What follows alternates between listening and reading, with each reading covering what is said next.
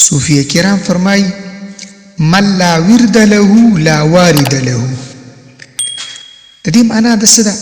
من لا ورد له لا وارد له، یعنې څوک چې شرعي وظایف نه کوي. من لا ورد له، ورد وظیفې ته ویل کېږي. څوک چې شرعي وظایف نه کوي د هغه زړه ته به نوراني کیفیات نه راځي.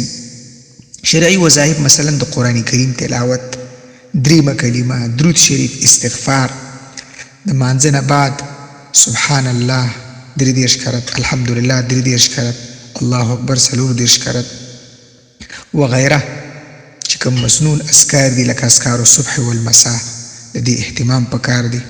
نو من لا ورد له لا وارد له، څوک چې شرعي وظایف نه کوي د هغه زړه ته به نوراني کیفیت نه راځي.